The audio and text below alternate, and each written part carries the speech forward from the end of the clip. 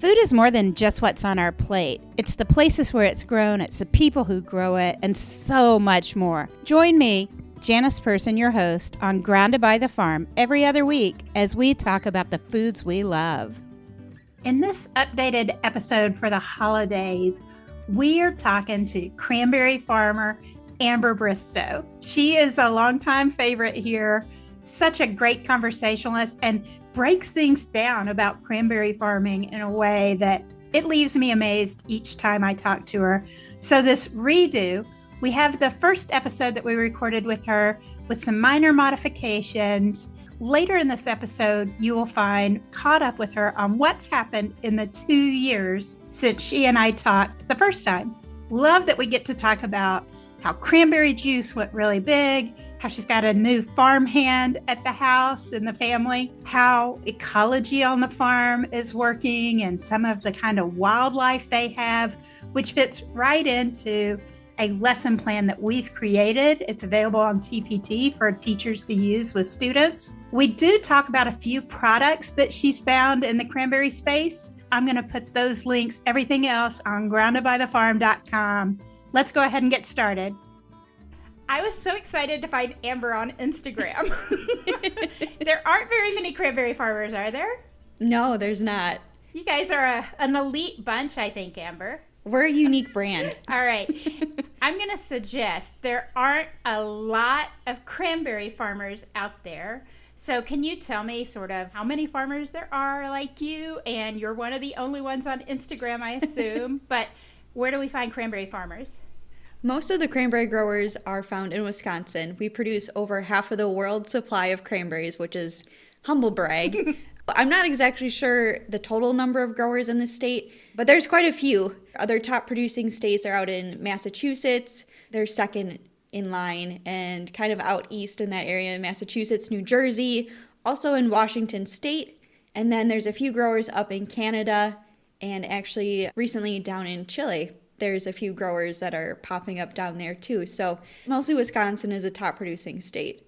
We'll just leave it at that. I love it. Cheeseheads and cranberries. That's what Wisconsin has going for it. Yes. I've always thought of cranberries as inextricably American foods. And I remember going to Italy, a million years ago it seems, for friends to visit them at Thanksgiving. And they had me bring cranberries and cranberry sauce. Is it really like an American native plant or something? Yeah, so cranberries are one of the, I think, 4 native fruits to North America, along with the blueberry, Concord grape, and I think now strawberries just got added into that mix as well.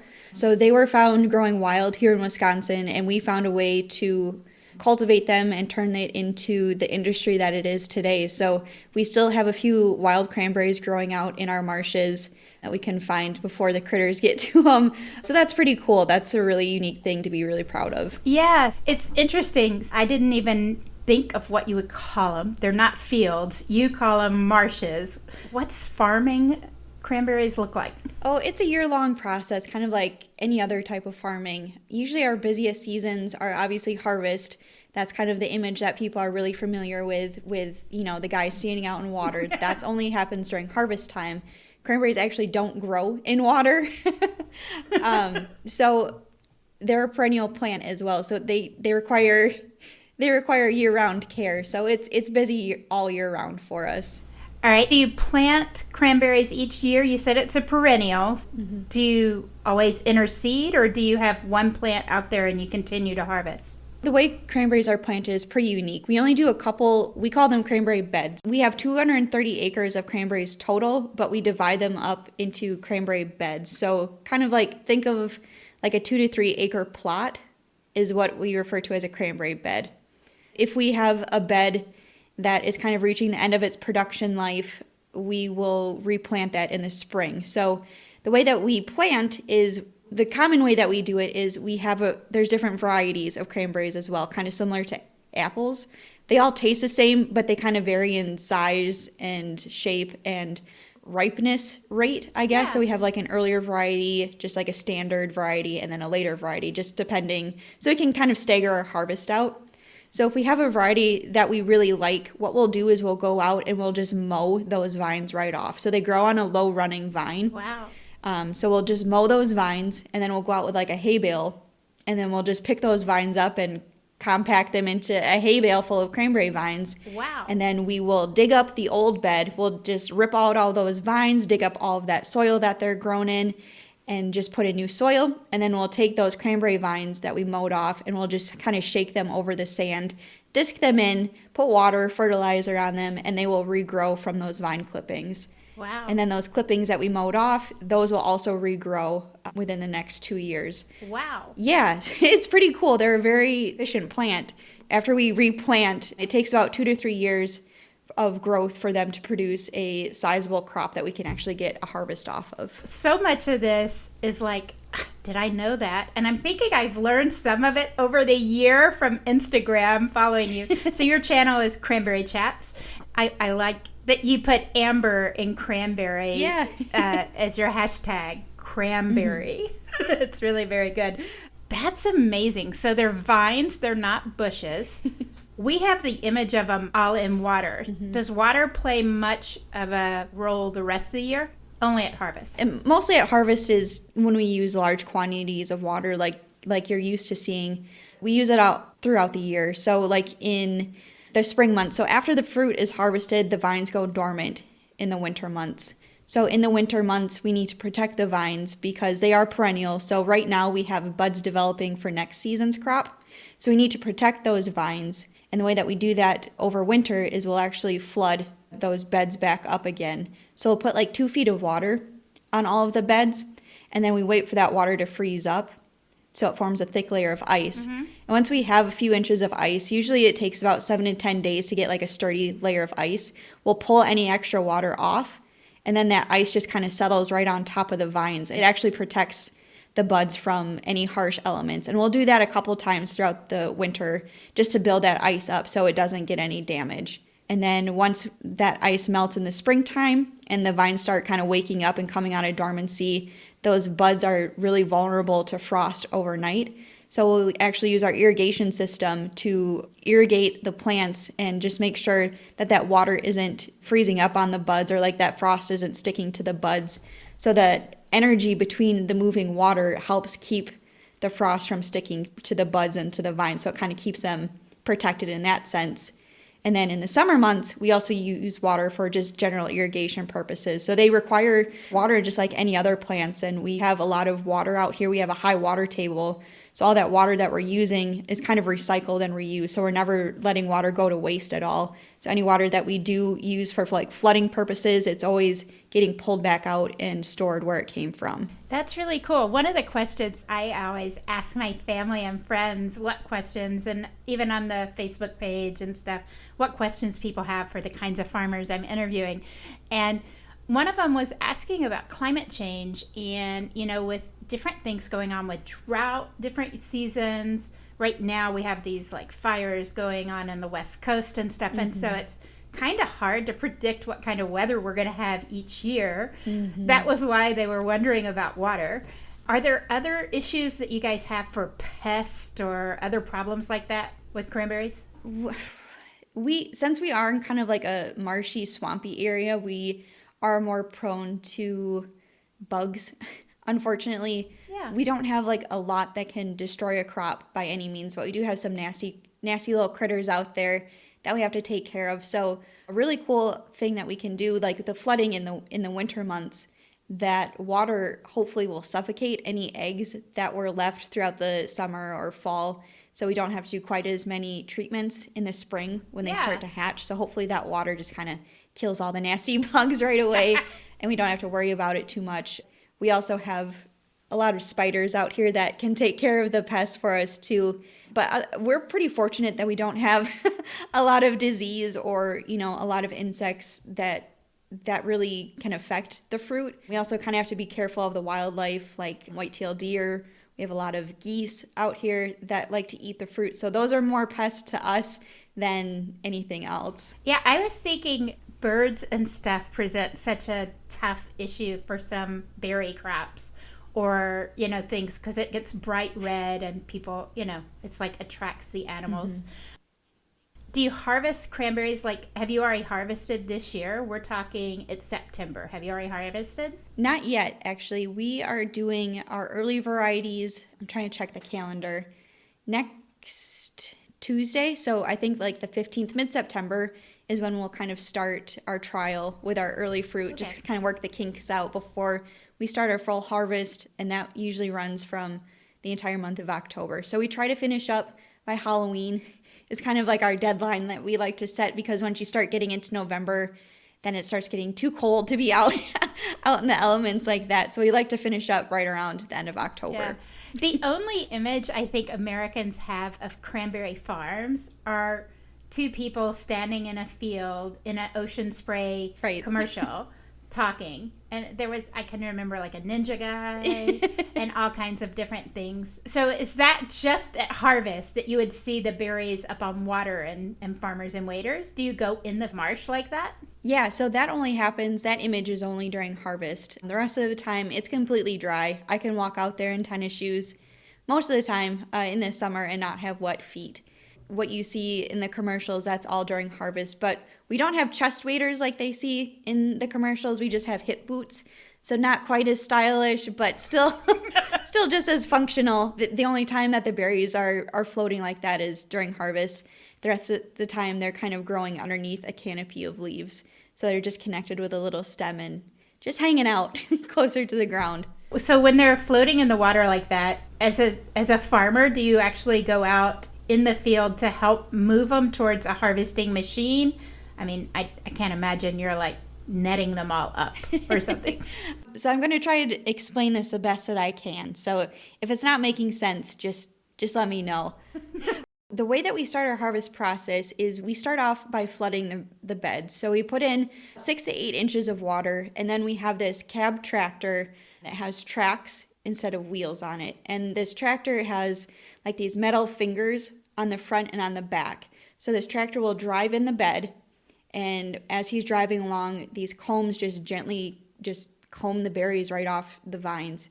And then once they're kind of off the vines and all the fruit is off the vines, we'll go back in and we'll add extra water on top of that. So in total, we have about 2 feet of water, and we add that extra water to help those berries kind of come up out of the vines. So when we do corral them, they don't get stuck in there, and we get all the fruit that we can. So once all of that water is on top, we have 2 tractors. So the shape of our cranberry beds is just like a long rectangle. We have these 2 tractors that have these big spools on the back of them. And on these spools, they have what we call a cranberry boom. So if you can imagine like that divider that you have in a pool where it kind of separates a shallow end from the deep end, like those floating, I don't know, like that floating rope type thing. It's kind of like that, but it's wrapped in like this waterproof material. And they come in 100-foot sections. You can hook these sections together. You determine, just kind of like looking at the crop size, and you kind of determine how many feet of this boom that you need to corral everything without it being too tight or too loose. So it's a very precise skill. These tractors will kind of back up to each other on the short end of the bed, and one tractor will be stationary, and the other tractor will pull that boom off of that reel of the opposing tractor, hook it up to their tractor, and both of the tractors have kind of like giant hair dryers that will blow in towards the bed. So the hair dryers just basically push all of the fruit. We'll just kind of push all the fruit in the middle of the bed so that they can slide that boom right alongside of the bed, and then one tractor will start driving, and it's just pulling this constant boom along until the other tractor driver kind of waves him off and says, okay, that's enough.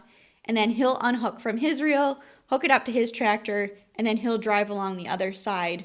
And then they'll just kind of meet in one corner and unhook that boom, stake it down into the ground, and move on to the next one. And then our fruit pickup crew will come along to the bed that they just finished corralling, and we have what's called a berry pump. And this is where it gets hard to explain, because there's no other equipment like this out here. So I'm sorry if you don't have a good visualization. I'll be posting pictures soon, so hopefully that helps. But we have this berry pump, and it's basically just like this giant cart on wheels. It has like 2 levels to it. So there's a platform on the bottom that you can drive, and then the upper platform that raises. It raises up to like 30 feet in the air, which is crazy. That's where I'm standing. This berry pump has like this metal arm that goes out. Yeah. This arm goes out into the water, and on this arm it has kind of like this metal box on top that has little sprayers that will blast into the water.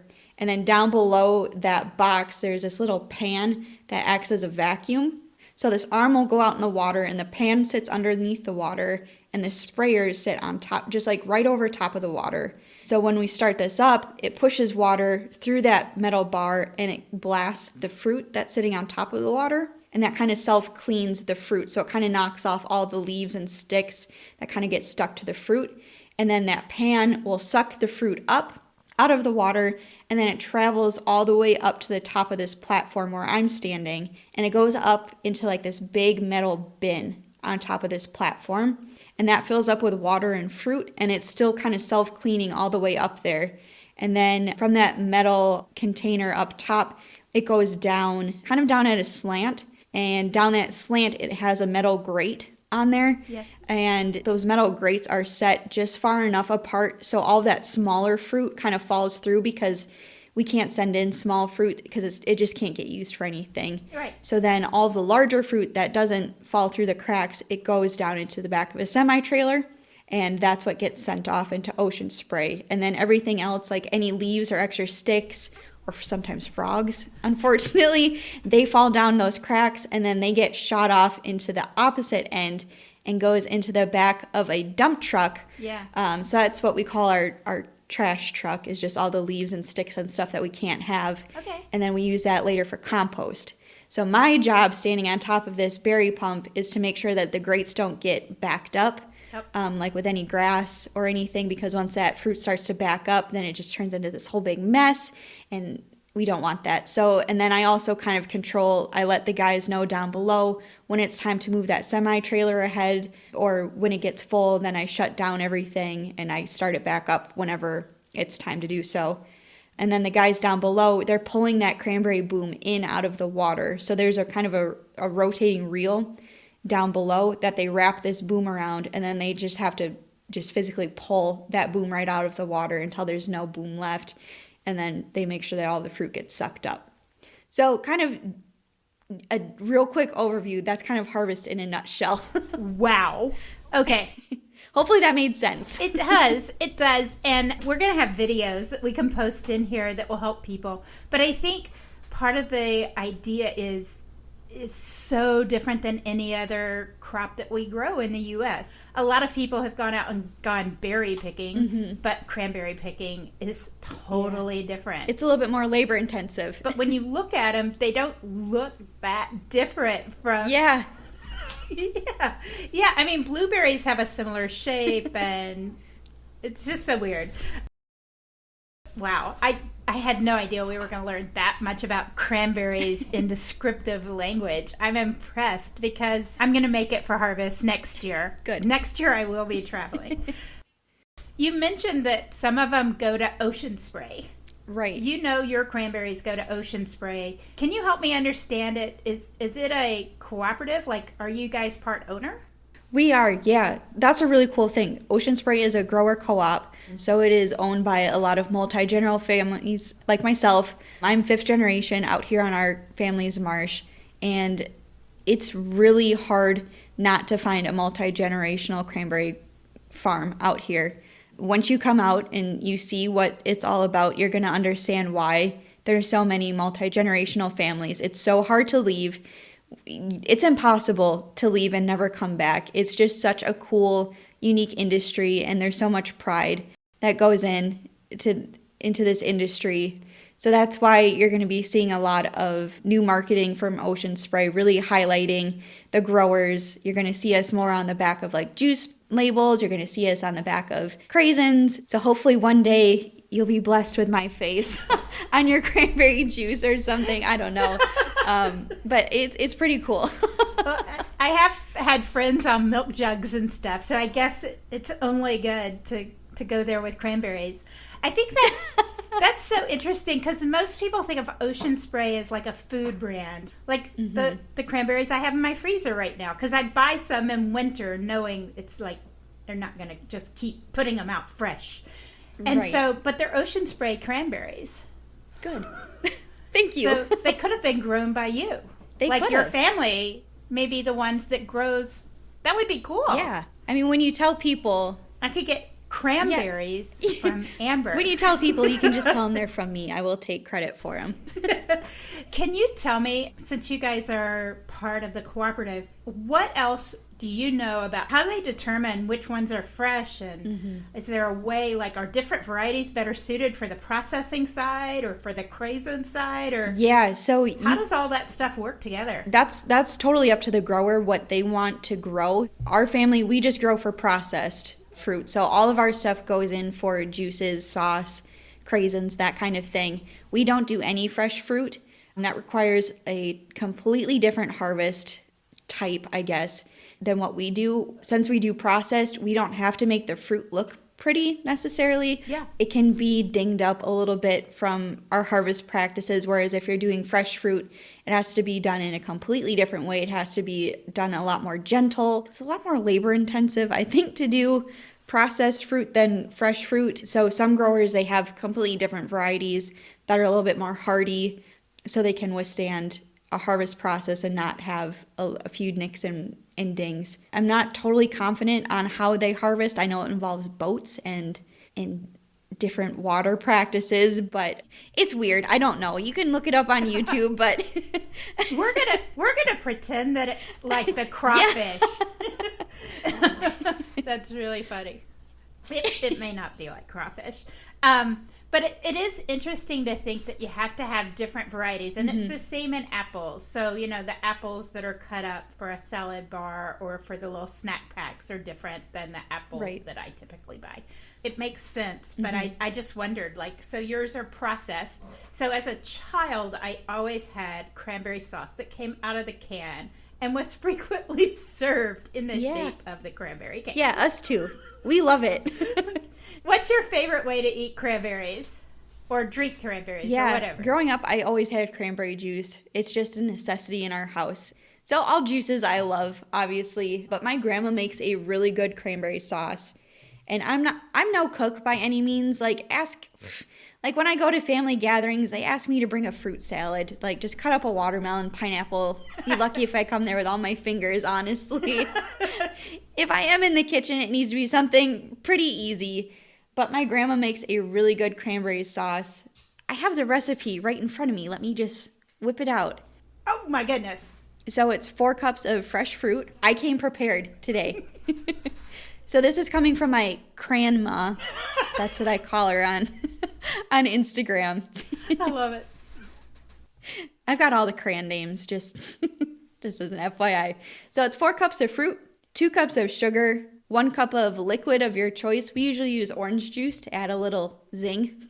And then you just put that in a 9x13, cover it up with foil. You can add like cloves or cinnamon or anything that you want to it. And then you just bake it for an hour at 350 and the fruit will stay whole. So it's really pretty to serve. So you still have the nice round berries in there. They don't pop or shrivel up like a lot of other, like a blueberry would necessarily.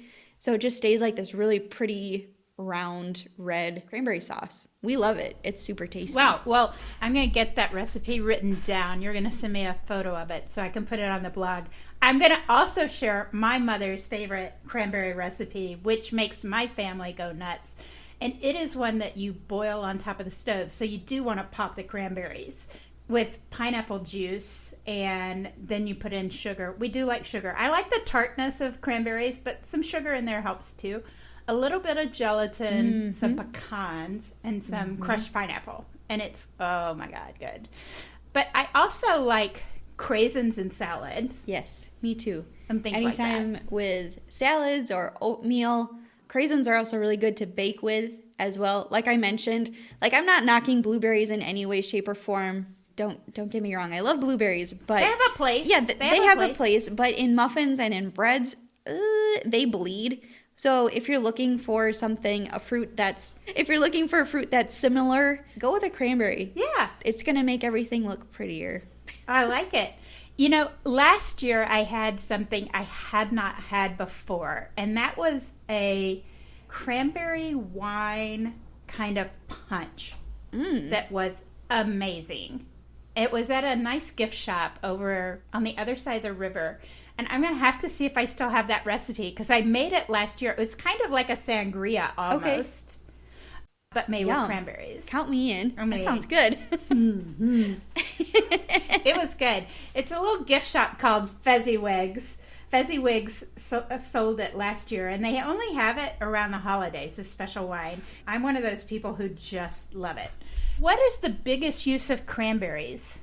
Like, is it juice or craisins? Yeah, up until recently, it was juice for a really long time. That was just kind of like our go-to thing. We didn't really branch out into many other areas, I guess, just because juice was so popular. And now that everyone's kind of on a health kick, not that that's a bad thing, but that's great for us because cranberries are considered a superfruit. They're very low in sugar. They're high in antioxidants. They're proven great for gut health. Everyone knows them for like urinary tract issues. So they're great for every aspect of your body. So we're starting to incorporate that more into different food options. So you're going to be seeing a lot more like granola with cranberries in them, or cereals, or I just recently saw cranberry dental floss because they've been proven great for gum health even. And I saw Pet Company come out with like this liquid that you can put into dogs' water or something, like to add like immunity health and gut health for your dogs. Like, people take better care of their pets than themselves, so go ahead, like, buy all this stuff for your pets. Yeah, definitely. But there's also a 100% pure cranberry juice that I buy quite frequently for my smoothies in the morning because it is a very low sugar, so I can just add that in instead of water or orange juice or something. So I use that as my liquid base for my smoothies, and I love it. It's an easy way to get in extra vitamins, and it tastes great. If you like that pucker, that pucker power, that's a good alternative. Yeah, I think that's interesting because a lot of us have cranberry cocktail juices are pretty common, right? Like cran apple or something. But I haven't thought about 100% cranberry. Like, I'm not even sure I've ever had that. Like, that would be a tartness to it for sure. But as a start for something like smoothies, smart. Yeah, if you do buy it, don't pour a big glass of it. Take like a shot at a time. If you can do apple cider vinegar shots, or if you can do grass shots, you can do a shot of this cranberry juice. I never understood grass shots, so please don't come after me for knocking. I am picturing people lined up at the bar getting their cranberry use it as a vodka shots chaser. on. I don't know. Whatever you want to do, that's fine. Yeah. It's quite an image. Well, there are quite a few alcoholic drinks that are made with cranberry juice. And one of our friends, Leah, that has a blog, Farm Wife Drinks, I'm sure she's going to have some recipes there, too. So it will all come together ultimately. When we buy cranberries, you guys are harvesting them now. Those will be the ones that are in the markets in October, November, December. Yeah, that's it. That's what you're going to be seeing coming up in the markets pretty soon. And cranberries, they are great to freeze once, but they're not great to freeze twice. So that's why you don't see them in the supermarkets much past like February, because we want to make sure that the consumers are getting the best product possible. And we know that you as a consumer are going to be freezing them later on just to keep them throughout the year. So we want to make sure that after you freeze them, that they're still going to be a great quality fruit. We don't want you to freeze them and then have us freeze them and then you freeze them again. And then when you take them out, they're going to be a little bit mushy compared to if you just froze them the one time. So that's why they don't have a great shelf life. It's like any other fruit or vegetable. They don't keep well on the shelf, obviously, and they don't freeze well twice. So unfortunately, that's why it's a little bit harder to find fresh fruit all year round. Yeah, no, it's a great seasonal product then, right? Like, you're getting fresh product in season. And then you have juices year-round and craisins year-round that are easily, kind of easily stored. So I have no idea if you know this, so you can tell me no. I buy fresh ones and then I put them in the freezer. Should I be like putting those in like a zip pack, so that it pulls all the air out? Because cranberries are kind of sturdy. So what we like to tell people is when you get a bag of cranberries to wash them off, go through them, make sure that if you do happen to get a bad one that you get rid of it. Lay them flat out on a paper towel to dry, and then we just put them in like a freezer Ziploc bag. And then they will keep in your freezer for like a year or so. But if you just have them in your crisper, they will keep for like 6 to 8 weeks as well. So just make sure that you're cleaning them, drying them off. Don't put them in wet. We think they last longer and better in like a freezer Ziploc than just in like the plastic bag that they come in. Yeah. I'll always do better. Learn a little bit, always put it into practice. There you go. And then that way, if I'm doing that in the winter months, if I'm getting them and washing them, nicely freezing them, I'll have some so I can add them into my muffins even in the summer, or add them in with some yogurt in the summer. Like if you freeze them in small bags, you can take those smaller bags out and have some available off and on forever. Right. There you go. I mean, part of it is the idea of trying to get more fresh fruits and vegetables and frozen fruits and vegetables and juices in people overall, right? Like most of us need more fruits and vegetables.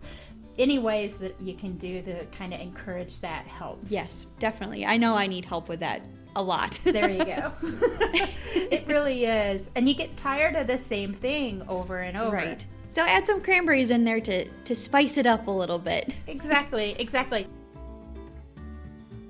All right, everybody. So this is Janice, and we're back with Amber. It's been a little over 2 years. So we talked, Amber. It was in August because I was trying to be so smart and ahead of my time and talk to people about holiday foods before they were really busy. And now here it is October and you're still willing to talk to me. So thank you, first off.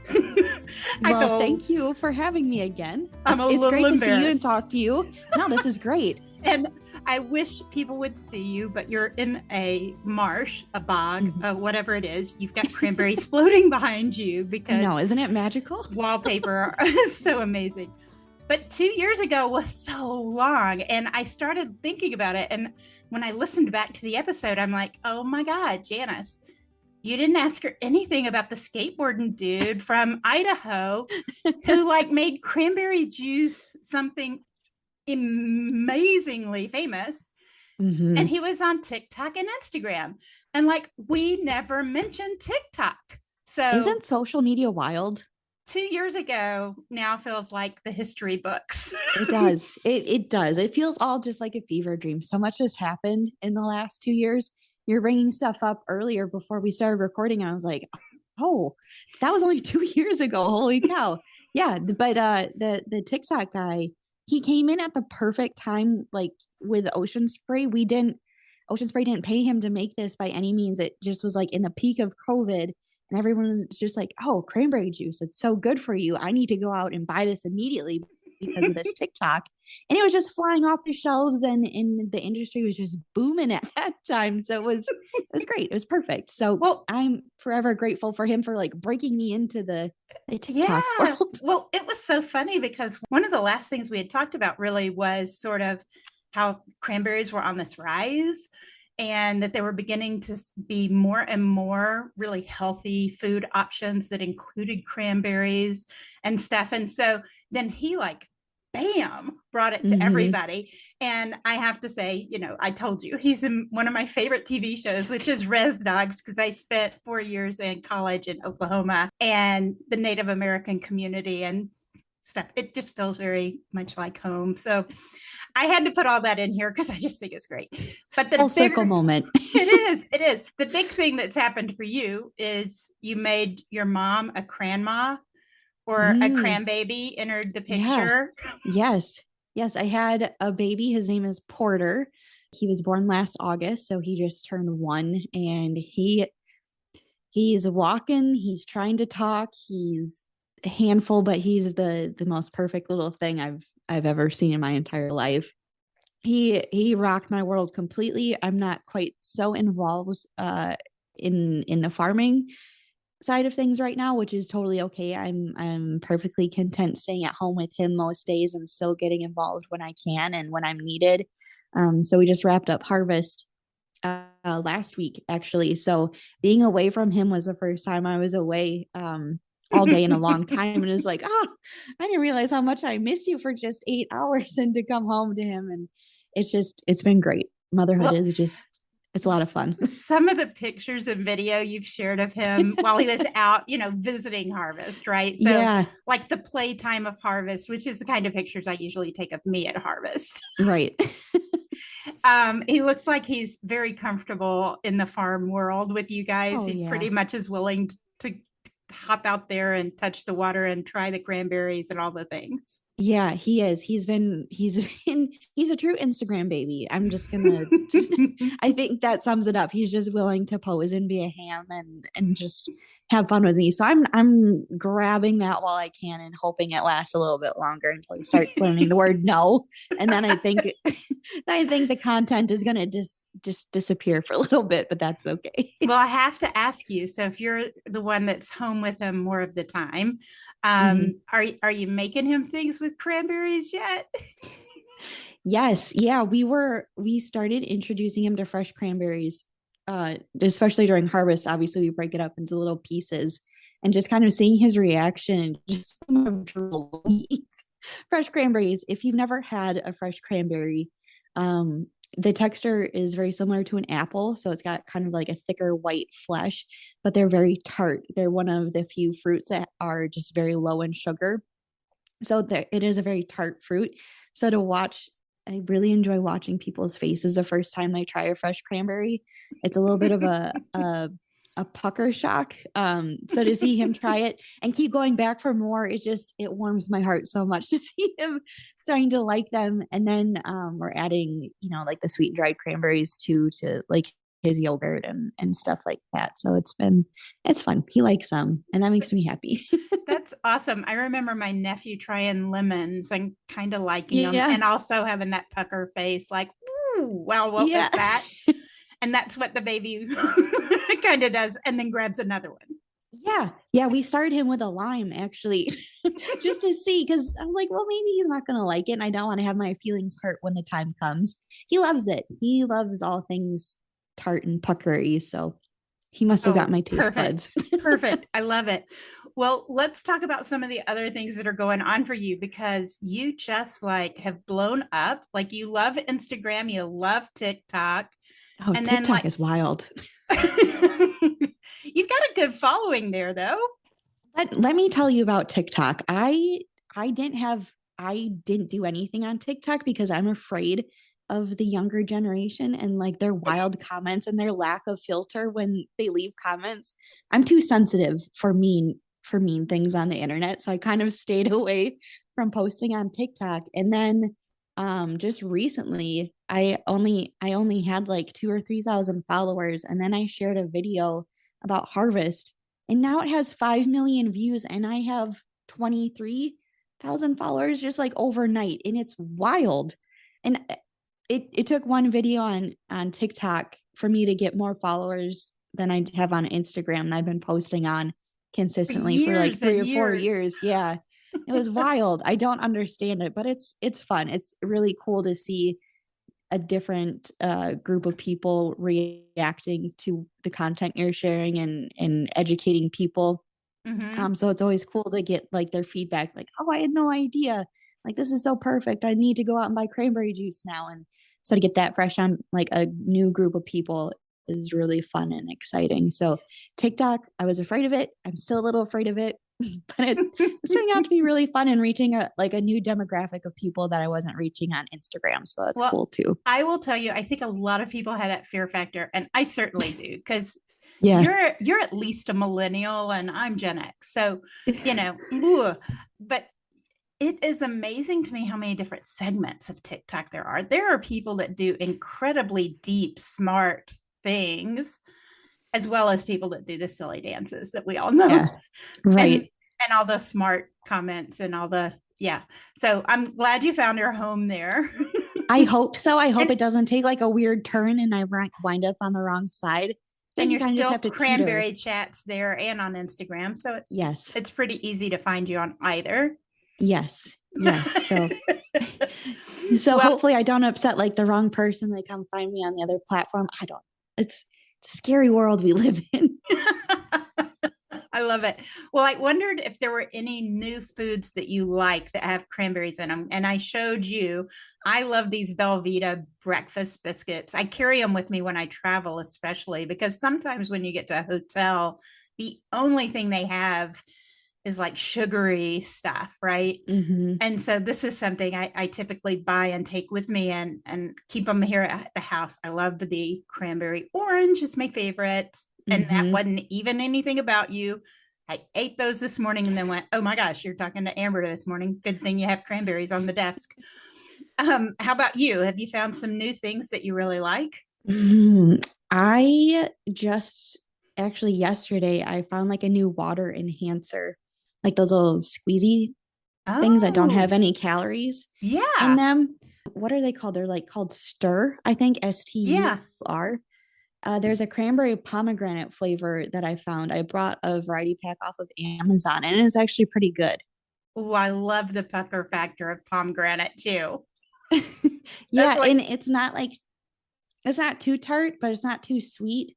And it has antioxidants and vitamins and stuff in it, so it makes me feel better when I drink it. So that's pretty good. Otherwise, let me see. It's hard to find, but Ocean Spray came out with cranberry seeds that you can eat. So it's kind of like chia seeds or flax seeds. I am amazed. I don't know if it's like a test market thing, but they turn that into like a flour as well. Get out. And yeah. And it like because when I eat cranberries, like I really enjoy tasting the seeds. That probably sounds really weird, but it has kind of like a nuttier taste Mm-hmm. to them. And I really like it. So when I saw that they were coming out with the seeds, I was excited. I don't know what to do with them other than like add them to smoothies and stuff because it's not like you can Yeah. just grab handfuls because they're so small. But those have been a good addition to my smoothies in the morning. I kind of replaced like my flax seeds and chia seeds with those. Just because they do have a lot of antioxidants and vitamin C and like all the good things that cranberries have Yeah. in the seeds. That's been fun. If you can find them, I think I found them on Amazon a little while ago. Everything's on Yeah. Amazon. So It's so weird how many food introductions and food things are on Amazon now. yeah, it is what it is, I guess. It's Yeah. crazy, these limited time things that pop up and go. So I'm going to try and get cranberry seeds before I even publish this episode. I just hope you so can find them. just so I can do a test. You know, Yeah. I don't want Yeah, it to. let me know if you find them and if you try them, what you Okay. think. Yeah, I think it's an interesting one because my nieces and nephews. So I now have great nephews who are that age of your son. So there's one that's 3 and there's one that just turned 1 a little while ago. And so they love new foods like cranberries and stuff like that. Now, they do like them in smaller amounts than some things and stuff, but they love the diversity of colors and they love the Yeah. diversity of textures and things like that. So I could see how Porter would be a big fan. Yeah. Yeah. It's really fun seeing what he likes and what he doesn't like. And it always helps if the food is a bright color and something different than what he's used to. So that's that's kind of a small perk as well. Yeah, I love it. I love it. I wanted to make sure people knew we also have it available for schools to use with student. We have Mhm. a program that we put together and you were able to review that for us and everything and make sure we actually had information right. We talk about bogs as well as marshes because in the Northeast they call them bogs. And Mhm. in the Midwest, they're marshes. Right. Very, very different, very different people. It's Mhm. okay. Both are fine. But then the other thing was, is we go through sort of the ecology of it. And I think that people are really interested in the ecology of cranberries and stuff. What all is it like a natural wonderland at times? Basically, my favorite time of year is always springtime, just when everything starts coming back to life. So one of the reasons that cranberries do love growing in Wisconsin is because they do need that really cold kind of harsh Wisconsin winter. And so when everything kind of starts thawing and coming back to life and the plant starts waking up from dormancy, and you really get to see all of the wildlife out here kind of coming back to life as well. So we have a ton of white-tailed deer. If you go by any Cranberry Marsh in Wisconsin, you're going to see a deer fence around the property. We have that many deer. They just reintroduced elk into our area a couple years ago as well. So it's Oh, kind of fun to wow. go out and see in like the cornfields or in the soybean fields to go out and look for the elk. They're kind of majestic. They are. I don't want them near us, but they're fun to look at from afar. They're a little aggressive when they walk, and we don't want that out here. But we have a lot of fox, like a lot of raccoons, a lot of possums. um, we have a family of swans that always comes back every year. We have a couple families of swans, a lot of geese, Oh, wow. frogs, a lot of everything. So that's kind of one way that I like to explain that cranberries are such a sustainable industry is you take a look at the wildlife. We're not the only things living out here. We have such a great ecosystem, and there's a reason why all of us enjoy living here is because we are such a sustainable industry and everything is happy and healthy and loves being here. So it's a lot of fun to see kind of the new things and otters. I posted a Oh, video wow. this summer. We have a family of otters that have been around for a couple years, and to see that every year, it's always really fun swimming along in the ponds and in the ditches and stuff. So it's fun. We've got a lot of little critters out here. They're like me. They tend to hibernate. Yeah. Yep. That's living the dream. Well, you guys have finished harvest already. That seems early because you say you try and finish before Halloween, but sometimes it doesn't always happen. So, Yeah. was this year a good year, or did you finish early because it wasn't so good? Uh, both. It wasn't our best year. I'm not gonna brag and say that it was an excellent year. Yeah. But it wasn't a terrible year by any means either. We started a few days earlier in October as well. So that kind of that played into it too, obviously. And once we started, we just kind of said, you know what, we're just gonna, it's not a bumper crop. We're not gonna try to stretch it out as long as we can and um, try to make it till the end of the month. We're just gonna kind of pedal to the metal and get it all done. So we did have to take a day and just stop harvest because it was snowing and so cold overnight. It was awful. So with cranberries, they are not a good fruit to freeze, thaw, and then refreeze. So the flesh gets softer Yeah. the more times that they freeze and thaw. So that's why you can't find cranberries in store all year round. They're not a good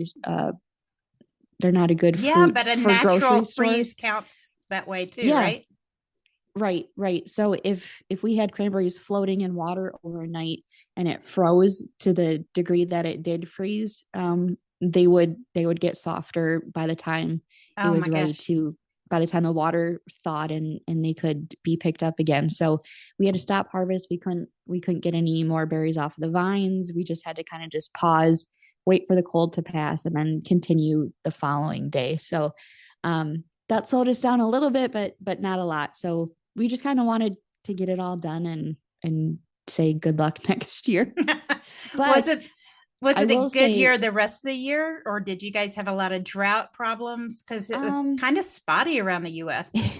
we did go through a drought period. The really great thing where we're located, we are in a marshy area. Hmm. So we do have a naturally high water table. So if you do look at a cranberry bed, it's dug down into the ground quite a bit. So that's because we want the roots as close to the water table as possible. So it's always just kind of damp underneath there. We don't Hmm. want it soaking wet, but it's just kind of Yeah. always damp. But we were irrigating quite a bit throughout the summer. We weren't getting a lot of rain. So our reservoirs were drying up a little bit, but we do have well water that Yeah. we can and turn on if we need to. And we did have to do that once towards the end of the summer, and it's very expensive. So we don't like doing that, obviously, but in drastic times, you kind But of you have still to. want the fruit to mature and be good. Right. So Yeah. you We need a still little we still water. need that. We still need that moisture. But Yeah, it was an okay year. It's just kind of, I think, something more drastic circumstances than we're used to with all the storms and it getting warmer in the spring. Whether you like it or not, I think global warming is a real thing, and There's some change in the weather patterns for sure. there's some change coming. So we're just trying to adapt and adjust to that. But what's really great about the cranberry industry is we work so closely with our university extension program. Yeah. So we have researchers that we can work one-on-one as an industry with and come to them with our concerns and our problems and say, what happened this year? Like, why wasn't the fruit set as great as it should have been? And they can go back and say, okay, well, here's the growing pattern that happened earlier in the spring, early summer, and this is what caused this to happen. And they can come back and bring us new research and say, okay, if this happens next year, maybe apply fertilizer a little bit earlier, things like that. So it's really great to have those resources so readily available for us and just dedicated to our industry. It's really great and really helps us grow and develop as an industry as a whole. So it's pretty cool that we have those resources for us.